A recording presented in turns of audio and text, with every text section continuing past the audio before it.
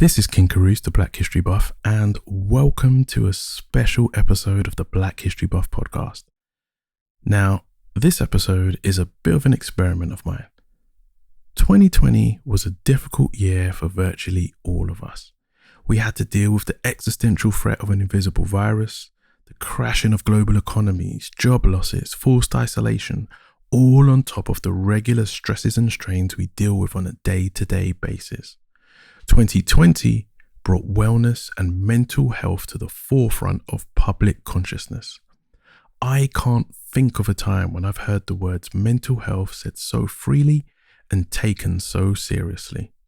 So when I started to play around with the idea of sharing information about other topics, wellness and mental health instantly came to mind, and this episode was born. So what you're about to hear was made in collaboration with some podcasters and writers in Mumbai, my interns in Nigeria, contributions of friends from London, all working together online. This is a truly global production, and I can't wait for you to hear it.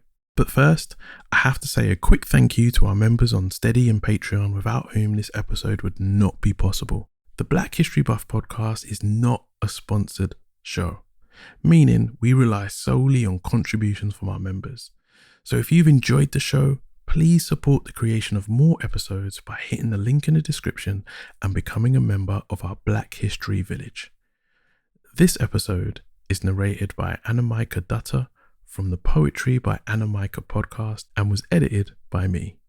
Right, with that all said, let's get on with the show.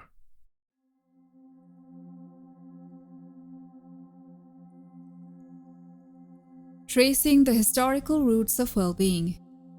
Modern though it may seem, well-being or wellness has historical roots.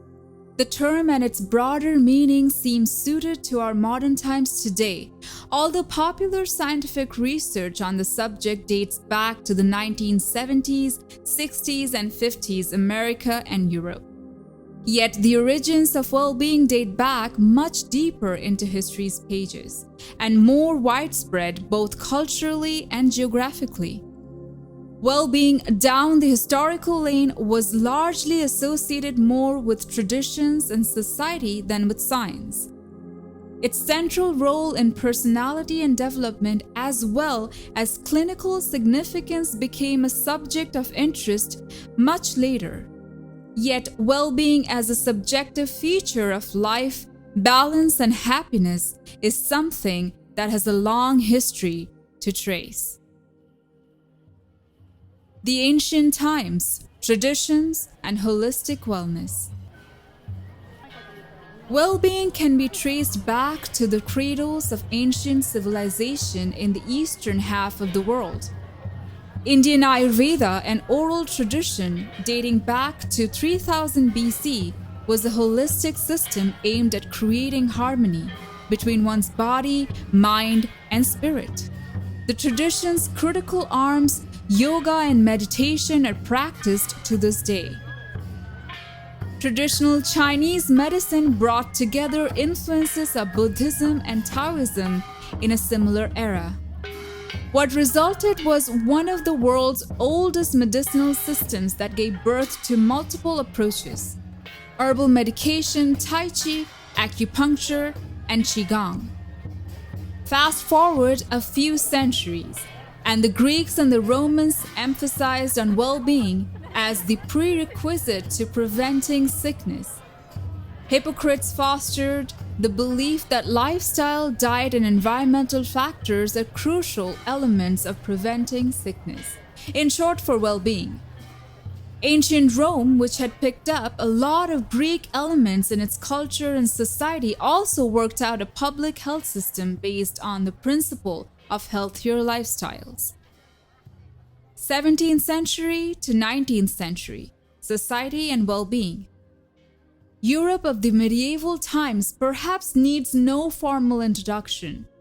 Having spread its roots to almost all habitable continents, Europe saw a period of transformation and revolution in medieval times.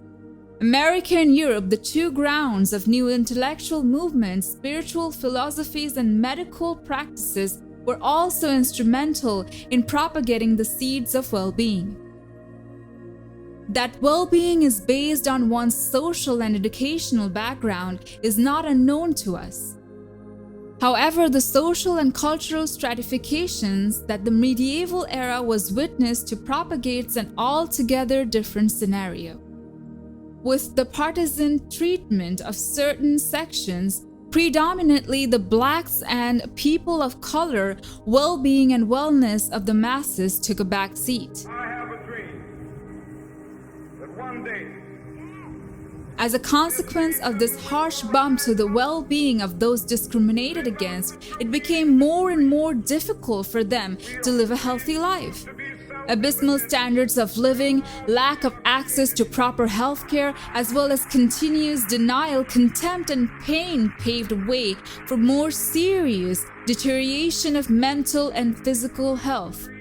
No wonder the world witnessed multiple rebellions, some unsuccessful and many successful, from these suppressed voices. After all, well-being is a fundamental liberty every human has the right to. There had to be dissent. Nonetheless, the medieval era was also the time when the significance of well-being in the scientific domain found footing. Scientists and researchers from Europe and America were working on multiple disciplines of medicine and health, while also setting the stage for more modern interpretations of well-being. 20th century to the present, global developments. Although the roots of well-being trace back several millennia back down history, it was only in the 1950s that the modern meaning of wellness, as we know today, came into being. The fathers of wellness movement, which included Dr. John Travis, Don Ardle, Dr. Bill Hetler, and others, were the proponents of wellness tools, models, and awareness. The wellness movement gained impetus only during the end of the last millennium and spread like wildfire in the medical world. Multiple academic publications, research papers, organizations, and professionals started talking about well-being on an expanded level. The United States saw several initiatives in the form of government-sponsored programs to promote healthy minds for overall wellness. Although the decades in question continued to see racial or other discrimination in the society, as well as in other walks of life like education and job, there was a growing consensus against it. People from all sections of the society had started becoming more vocal about it. Well-being came to be associated with all elements of the socio-cultural landscape, and it gradually became a mainstream topic of discussion, debate, and transformation. Well-being and the bigger picture today. When one talks of wellness today, the connotation is not the same as it was centuries ago. Today, wellness has come to be associated with the collective psyche of an individual, which itself is a manifestation of their, as well as their society's past and present. One look around us is enough to suggest the extent to which wellness has come to be integrated with our lives today. Schools these days have designated professionals to take care of the well-being of students. Workplaces are coming up with practices to keep their employees healthy mentally as well as physically. The healthcare industry today has expanded its scope from just physical wellness to mental health as well. More and more professionals catering to mental wellness can be found in every city.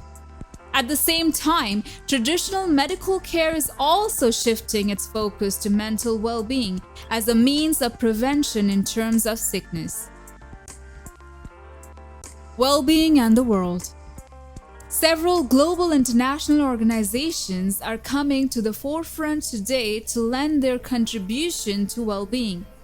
The World Happiness Report, an annual publication of the United Nations Sustainable Development Solution Network, maps the state of happiness in more than 150 countries around the world. It also takes into account the causes of happiness, content, and misery, while also highlighting the impact of governance and policies worldwide. The world also celebrates Global Wellness Day on June 9 every year, a date that marks the significance of living well. People have become more conscious of the need to take care of their mental health as well as those they care for. Depression, anxiety, phobias are no longer words that people ignore or take lightly.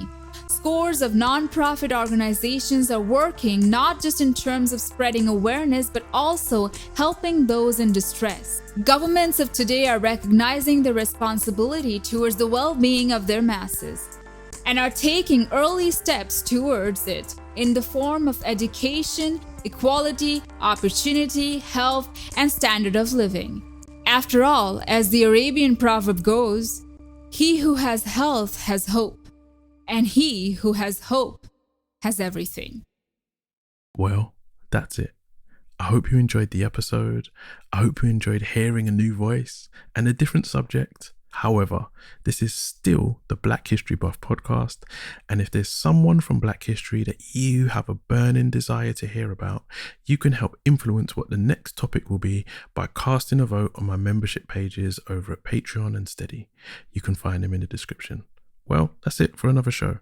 Please keep safe, stay curious, and remember, Black history is world history.